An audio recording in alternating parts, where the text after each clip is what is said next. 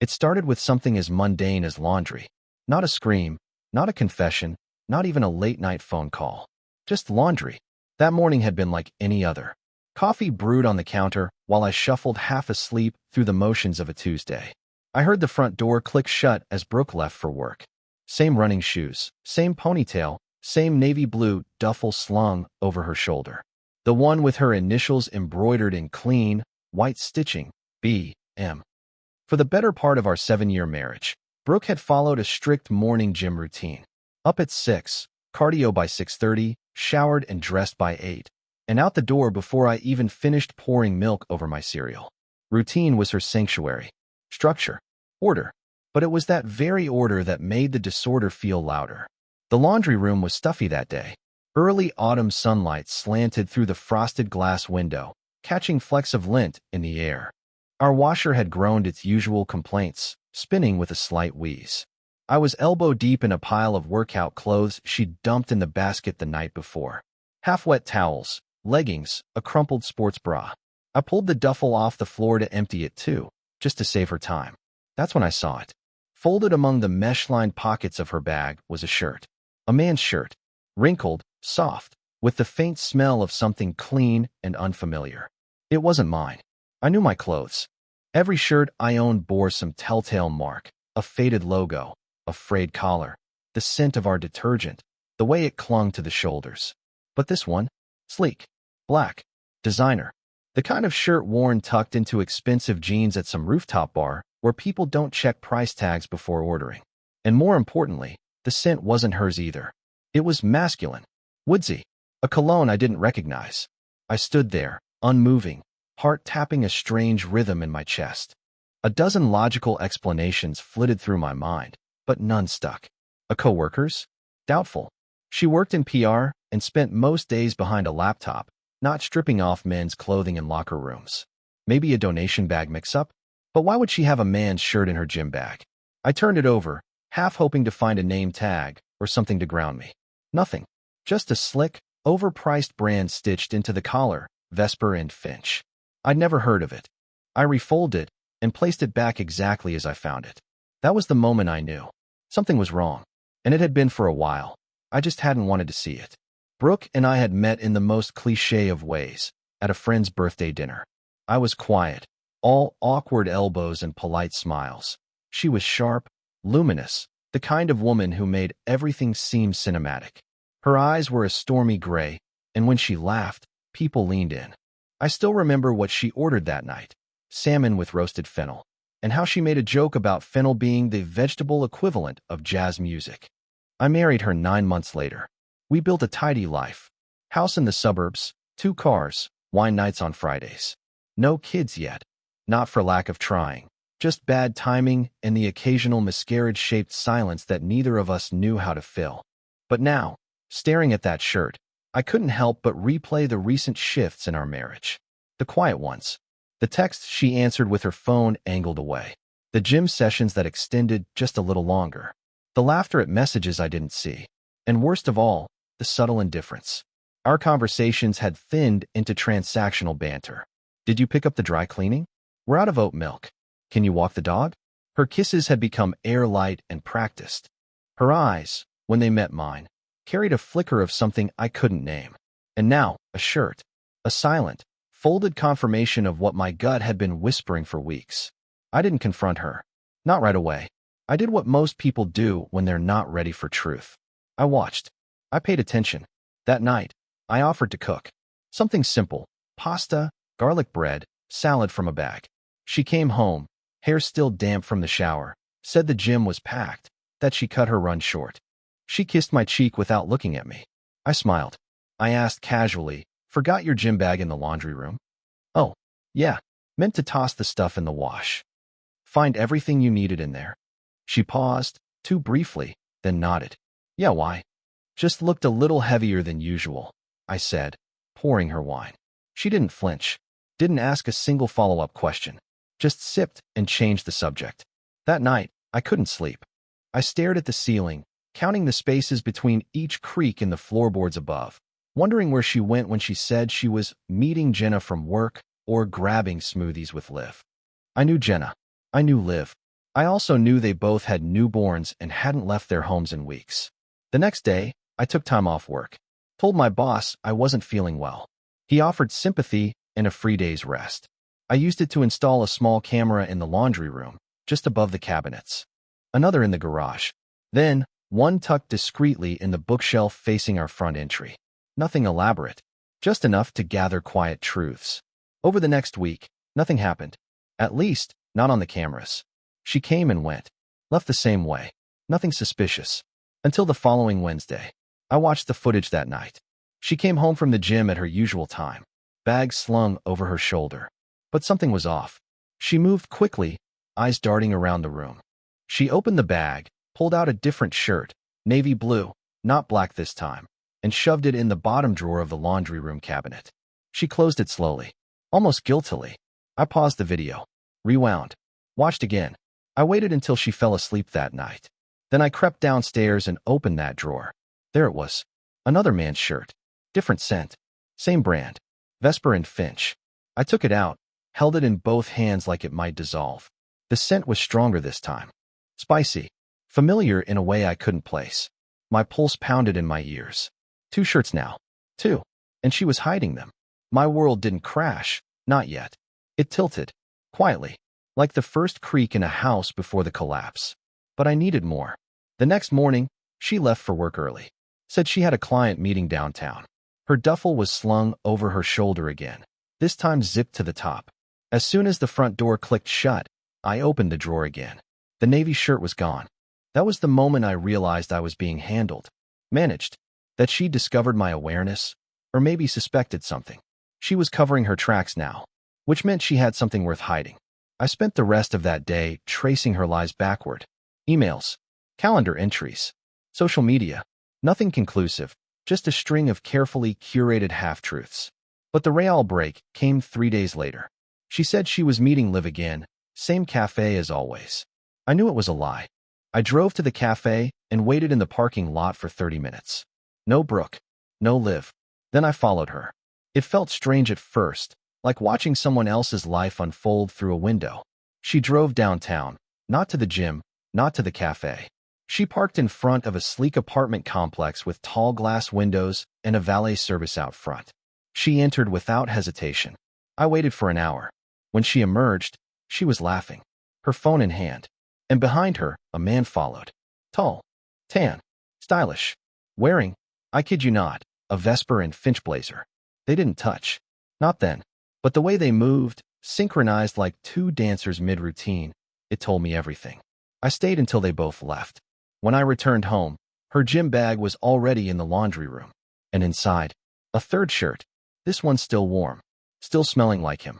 The shirt still held heat.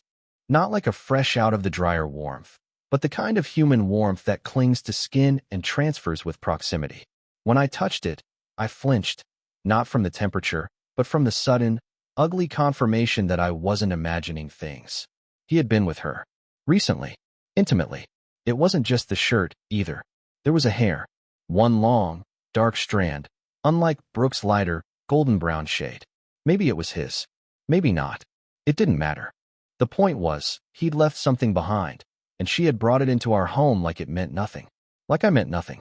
That night, I laid next to her in bed, stiff as the pillow beneath my head, staring at the ceiling fan as it spun in lazy circles. She drifted off quickly, her breathing soft and even. I tried to match it, feigning sleep in the shallow darkness. But my mind didn't stop spinning. It painted scenes I didn't want to see, her hands on him, her mouth whispering things I'd never hear, her body wrapped in his in the low flicker of dim apartment lights. I could almost hear her laugh, the real one, not the version she saved for dinner parties and family holidays. The laugh I hadn't heard in months. I spent the next few days like a ghost in my own home. Present, but disconnected. Polite, but distant. I still washed the dishes, took out the trash, folded her towels when she left them in the dryer. But I watched her like a stranger might, as if seeing her for the first time, stripped of illusion. She was an excellent liar. I'll give her that. No missed beats. No guilt in her eyes. If anything, she seemed lighter. Less burdened. I started to wonder if he made her feel seen in a way I hadn't. And that thought burned worse than anything else. But I wasn't interested in crying over ashes. Not yet. I started my own version of a routine. Every morning after she left, I'd check the cameras. Every night, I'd check her bag. Sometimes there was nothing. Other times, there'd be receipts, a boutique coffee shop she never mentioned, a parking stub for a lot nowhere near her supposed meetings. Once, I found a movie ticket for a matinee of some art film she had zero interest in. She never brought back another shirt. But that didn't mean the affair had ended. It just meant she was getting better at hiding it. So I got better at hunting. I bought a second phone. Clean, untraceable. I created a new identity. Not for her, but for him. I needed to know who he was, what he did, where he came from. That apartment complex was upscale. Valet only. Residents had to buzz in visitors. And there were security cameras I couldn't easily get past. So I watched from across the street. Every Thursday, from 3 to 6. She always went on Thursdays now. Always left the gym earlier than usual. Said her boss was demanding she pick up more client-facing work. That Thursday, I followed her again. Watched as she entered through the front, greeted by a doorman who clearly knew her. She didn't look nervous. She looked comfortable. And then he appeared again. From the corner entrance. Same man. Different jacket, dark gray with a subtle shimmer. He carried himself like someone who wasn't used to being told no. I couldn't see his face clearly, but there was an ease in his body language. A rhythm I didn't recognize, but deeply resented. The next day, I waited until Brooke left and returned to the building on foot.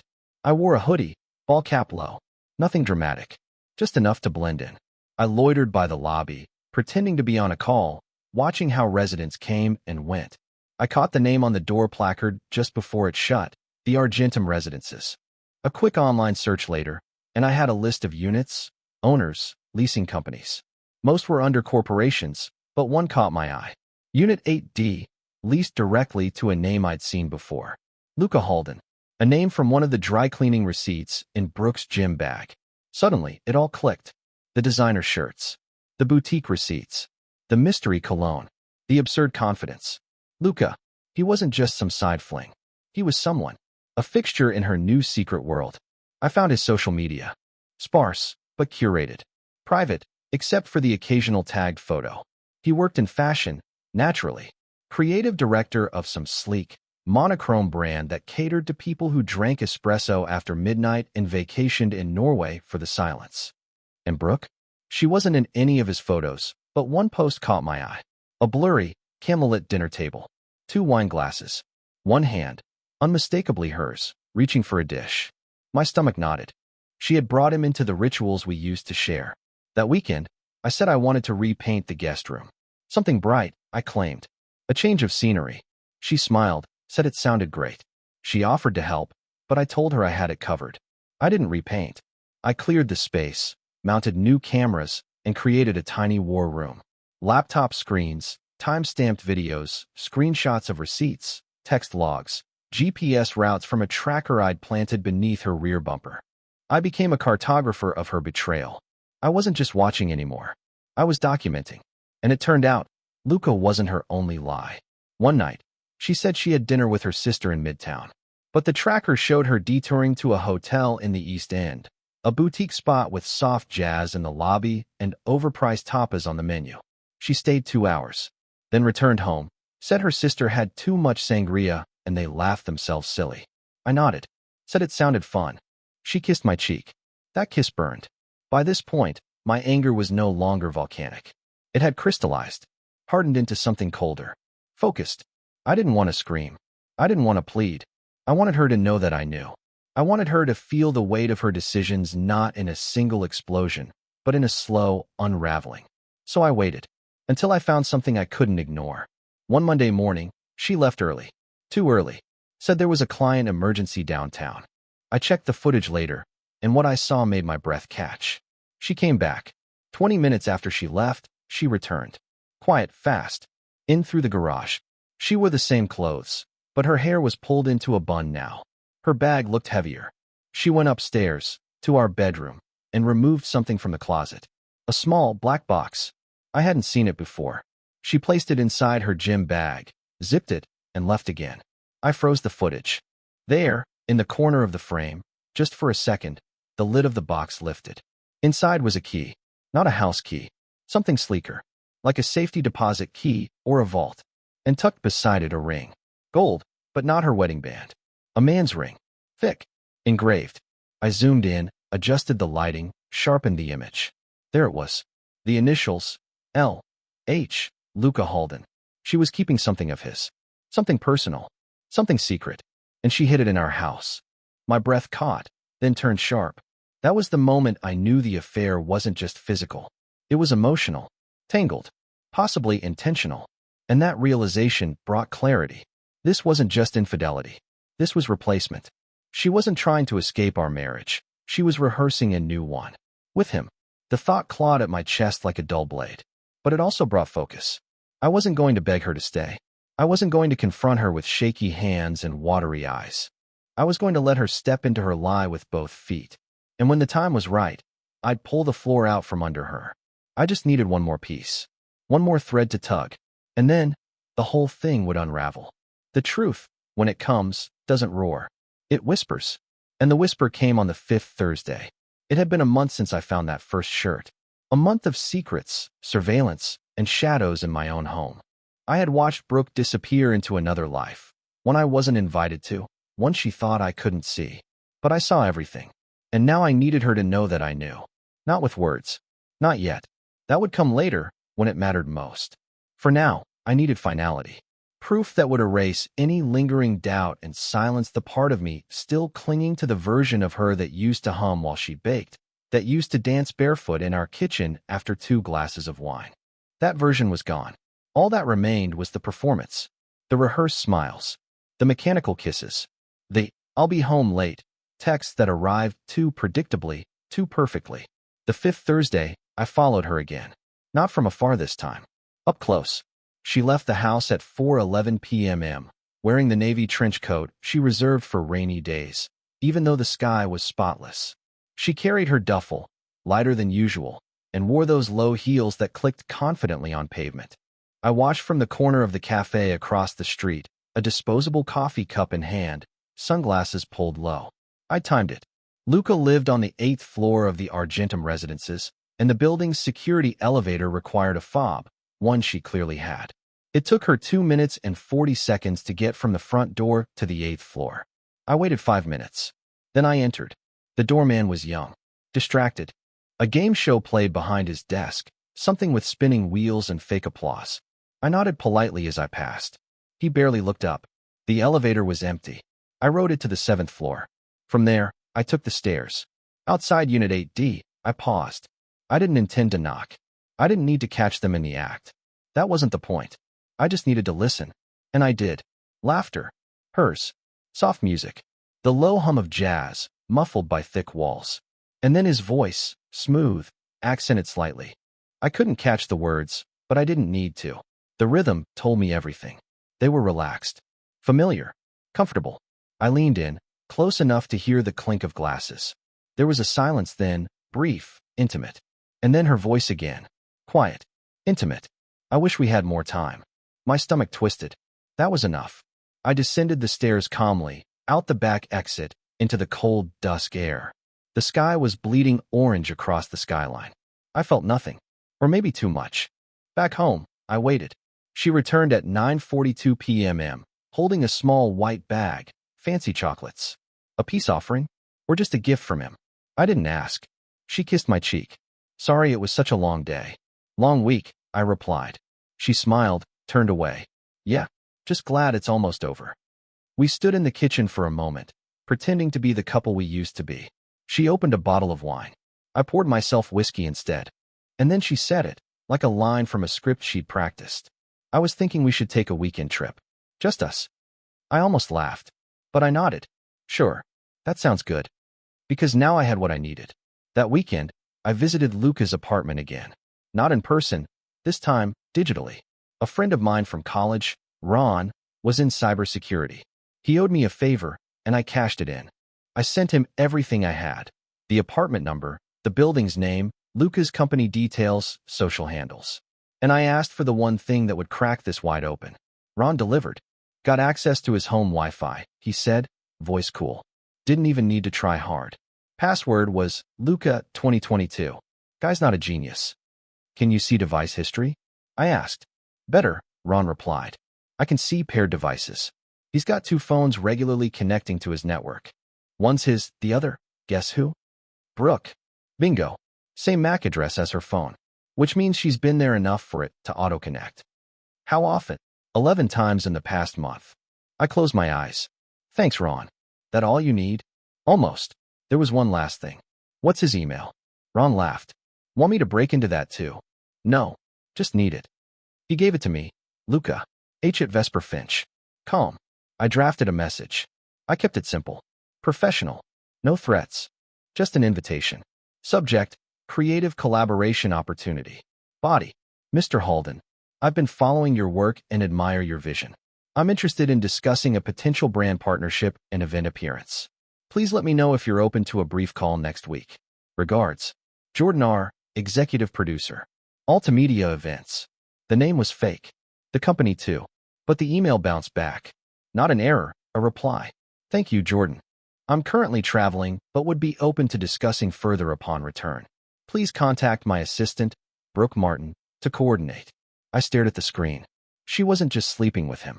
She was working for him. Or maybe she always had been. I checked her LinkedIn. Still said she was employed at her old PR firm. But now I knew. She had left that job quietly. Probably told them she had a new opportunity. Probably told me she was still there. She had built an entirely new life without ever moving out. And I had finally mapped every corner of it. But I still hadn't figured out the ring. The black box in our closet. The key. Until one night, when she forgot to lock her gym bag. Inside, neatly wrapped in a silk scarf, was the box again. I lifted it slowly, opened the lid. The ring sat there, gleaming. And beneath it a note. Folded, creased. Written in his handwriting. I almost didn't read it. But of course I did. I'll make it official soon. One more show in Paris, and then I'm yours. L. I stared at it for what felt like an hour. Not just betrayal. Planning. They weren't just seeing each other. They were preparing for a future. A life without me in it. And she was waiting for him to leave whatever girlfriend or arrangement he had, to come home with her. I had never felt so invisible. And yet, I smiled. Because now it was time. I began drafting something that night. A gift. For both of them. A digital scrapbook, if you will. Photos. Screenshots. Videos. Receipts. Timestamped footage. GPS data. All tied together in a clean, anonymous file. I called it Symmetry. Because symmetry is beautiful.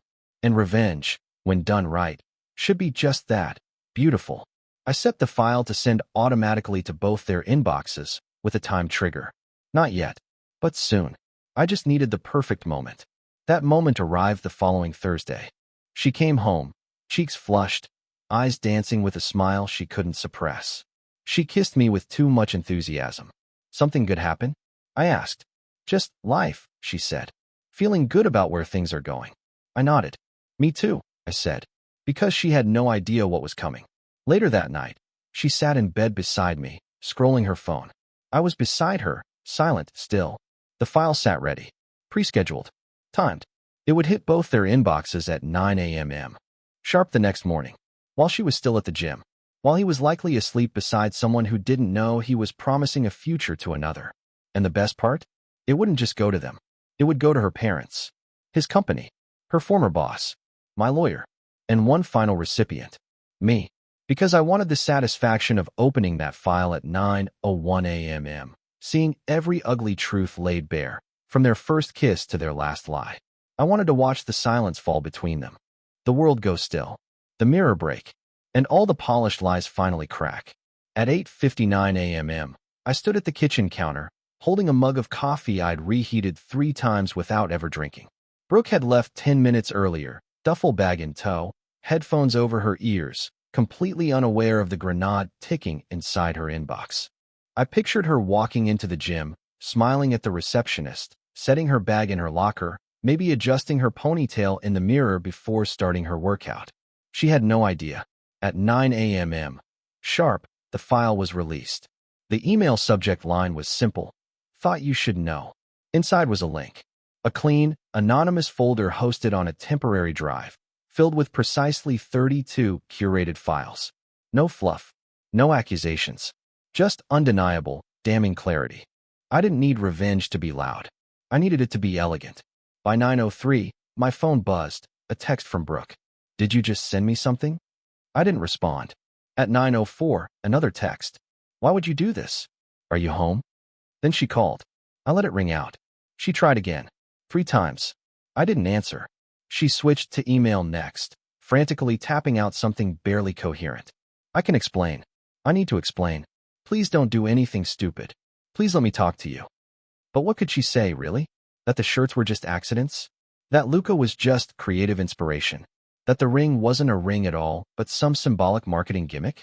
I sat on the couch, letting the silence soak into the walls, watching the messages come and pile on top of each other like dead leaves. Then came the knock. At 9:37 a.m., she was at the door. I watched her through the peephole, flustered, sweating, eyes rimmed with tears and fury. She knocked again. Harder. Please, she said through the door. Just talk to me. I opened it. Not fully, just enough to see her face properly. The kind of look you never forget. Like someone who just realized the ground under their feet was a lie. Why? She asked, voice trembling. Why would you do this to me? I blinked slowly. To you? She bit her lip, breath stuttering. I never wanted to hurt you. I held up my hand. Stop. She flinched like I'd shouted. I know everything, I said quietly. Every text, every visit, every Thursday. I've known for weeks. I wasn't, she choked on her words. It wasn't what you think. You were planning a life with him. She froze. That was the kill shot. Because there's only one reason a woman hides a ring in her closet and guards it like it's sacred. And that reason isn't casual gym dates and flirtation. It's intention. I saw the note, I said. From him. About Paris. About making it official. She swallowed hard. Her eyes darted behind me, to the house, as if looking for safety. Or maybe trying to remember when it stopped feeling like home. How long? I asked. She blinked. The affair. Still, she hesitated. Tell me. She folded, spine collapsing. 6 months. I nodded, and then asked the question that had haunted me from the start. Why? Her lips parted, but no sound came. Finally, she managed. I don't know. I felt lost. Invisible. Like I was watching my life from the outside. And he made you feel seen? Her silence was louder than an answer. I stepped aside, letting her in. She moved like someone walking through a crime scene, careful not to touch the walls. We sat opposite each other at the kitchen table. The same table where we'd planned our honeymoon. Where we'd once eaten breakfast at 1 a.m. because we couldn't sleep. Where we'd signed the mortgage papers on this house. Now, it felt like a surgical table. Cold. Clinical. I didn't plan for it to happen, she whispered. You did not plan it either. She winced. You were working for him? She nodded slowly. He offered me a position on a freelance basis. Said he needed help restructuring his brand's image. And you accepted. Quietly. Behind my back. I was going to tell you. When? Before or after Paris? Her shoulders dropped. She couldn't meet my eyes. You weren't just cheating, I said. You were transitioning. That got her attention. You weren't having an affair. You were rehearsing a new life. One where I didn't exist. Her mouth trembled. I was scared. Of what? Of what it meant. Of choosing him. I let the silence stretch until it suffocated both of us. Then I said what I'd been rehearsing. I want a divorce. Her head snapped up. No, please. Don't. Don't throw this away. You threw it away the moment you let someone else into our life and locked me out. She reached for my hand, but I pulled back. You don't get to cry now, I said. You had your tears when you were lying in his bed. The words hit hard. She recoiled. You can keep the ring, I added. It fits better with your new story. She stood abruptly. I'll go, she said. I need to think. You should have thought 6 months ago. She left. Didn't slam the door. Just closed it gently, like she thought softness would undo the wreckage. I sat alone for a long time. At 10:46 a.m., Luca replied to the email, though not to me directly. He posted a vague apology on his social media, something about private matters becoming public and taking a step back from the company. His brand's account posted a notice 20 minutes later announcing a leadership change. Damage control. But the press had already picked it up. The screenshots I'd included were too clean, too specific. The kind of scandal fashion blogs dream about. And then came the phone call I didn't expect. Her mother. Is it true? She asked, her voice cracking. I paused, then said, yes, all of it. She sighed, something deep and defeated. I'm so sorry. She never told us. We thought you two were perfect. That word again. Perfect. Like a lacquered mask stretched over something dying. We weren't, I said. She asked if I wanted to talk. If there was anything she could do. I told her no. Because this wasn't her fault. But she deserved to know the daughter she thought she raised wasn't who she imagined. After I hung up, I finally drank the coffee. Cold. Bitter. Fitting. That evening, I went through our house. Not as a homeowner, but as a stranger. What did I want to keep? What needed to be gone? I boxed up the wedding photos. The honeymoon souvenirs. The cookbook she gifted me on our 3rd anniversary. I left the duffel bag untouched. Let it sit there like a relic. She came back later that night. Eyes red, face pale. I don't want it to end this way, she whispered. I looked at her, really looked, and realized I no longer saw the woman I married. Just a stranger wearing her face. Then you shouldn't have started it that way. She nodded. Didn't argue. Didn't cry this time. She asked if she could stay the night. On the couch. I agreed. Not because I wanted to offer kindness, but because it didn't matter anymore. She was already gone. We just hadn't made it official yet. As I lay in bed, listening to the silence below, I felt something unexpected. Not anger. Not grief. Just emptiness. Like a room freshly cleaned, but still smelling faintly of smoke. The next morning, she was gone before I woke up. She left a note. Just a single line. I'm sorry I lost sight of what mattered. But by then, it was too late. Because tomorrow, we meet with the lawyers. And when I walk into that office, I'll no longer be Brooke's husband. I'll just be the man who read the signs in a gym bag and chose not to look away. Divorce paperwork doesn't smell like anything. I expected ink, maybe cheap cologne from the office receptionist, even the scent of recycled air conditioning and printer toner. But it smelled like nothing.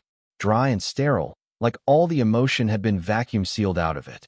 It took 28 minutes to sign my name 12 times. Brooke sat across the table, hands folded neatly in her lap, her eyes pinned to the corner of the document like they could escape there. No tears. No pleas. Just the sound of pens scratching paper, the clicking of binder clips, and the occasional throat clearing from the mediator. I didn't speak. Neither did she. Afterward, she gathered her things slowly. Her bag looked different. Not the same gym duffel she used to carry. This one was smaller, more professional, like she wanted a signal change through accessories. I'll drop the keys off tomorrow, she said softly, almost a whisper. I nodded. And that was it.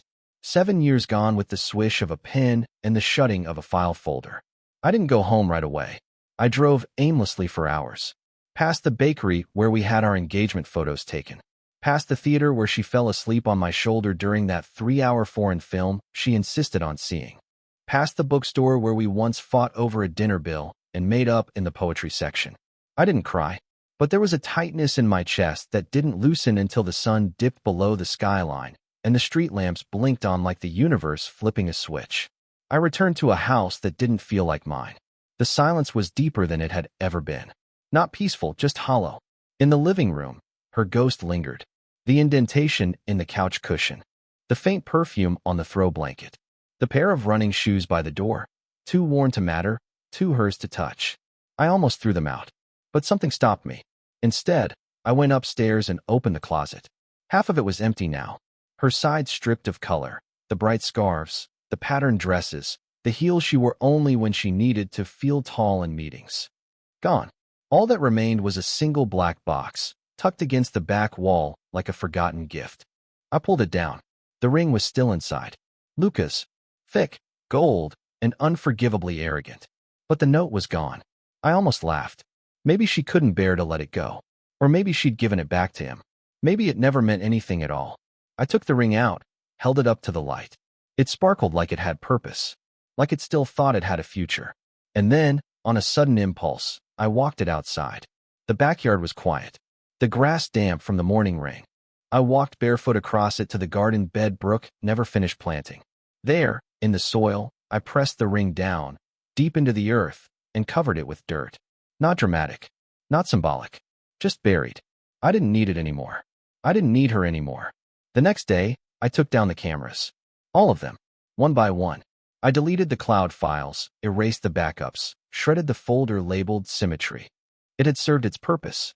I wasn't interested in reliving any of it. Later that week, a package arrived. No return address. Just a white envelope tucked inside a box, along with a single folded shirt. Vesper and Finch. The very first one I'd found. And a note. You left this in the cabinet. I thought you should have it. I'm sorry.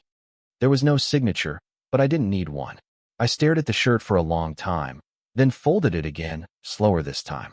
With intention, I opened the drawer in the laundry room where it all began, and set it inside. Not as a trophy, not as a wound, just as a reminder that even the sharpest betrayals begin quietly, that the loudest heartbreaks don't always come with slamming doors or screaming matches. Sometimes they come folded neatly, tucked away where you least expect them. The weeks passed like smoke. Slow, slipping through my fingers. Brooke moved in with her sister temporarily. Luca disappeared from the fashion radar completely. Some said he relocated to Europe. Others claimed he rebranded under a different name. I didn't care. They could build their empire on the other side of the planet for all I cared. It was no longer my concern. What was my concern, surprisingly, was me. I started running again. The irony wasn't lost on me, taking up the one habit that started all this. But for the first time, I ran without chasing anything. No ghosts. No answers. Just the wind in my lungs and the rhythmic pounding of pavement beneath my feet. I reconnected with friends I hadn't seen in years. Cooked real meals. Not frozen trays or takeout. Actual food. I joined a weekend photography class. Read 5 novels in 3 weeks. Stared at the sky without checking the time. And somewhere along the way, I stopped waking up with her name in my throat. Months later, I ran into Jenna, one of Brooke's co-workers from her old PR firm, at a bookstore. She looked surprised to see me. I didn't know you still lived around here, she said. Still holding down the fort, I replied. She told me she moved out of state. Said she needed a fresh start. I nodded. She got one. She told me what happened, Jenna added after a pause. Or some of it. I said nothing. She said she regretted how she handled it. That's good, I replied calmly. Regret's a start. Jenna tilted her head. You seem different. I am. We parted politely. That night, I returned home, not to a haunted space, but to a sanctuary. The gym bag was gone. The cameras were gone. The ring was buried. And the shirt, the one that started it all, still sat quietly in the drawer. I didn't move it. I didn't touch it, because I didn't need to anymore. It was just a shirt now, just fabric and stitching. The man who first found it, confused, wounded, unraveling, he was gone too. In his place was someone sharper, stronger, someone who understood that betrayal doesn't end with a scream. It ends with a choice. And I had made mine. I folded my laundry, turned off the lights, and went to bed. And for the first time in a long, long time, I slept.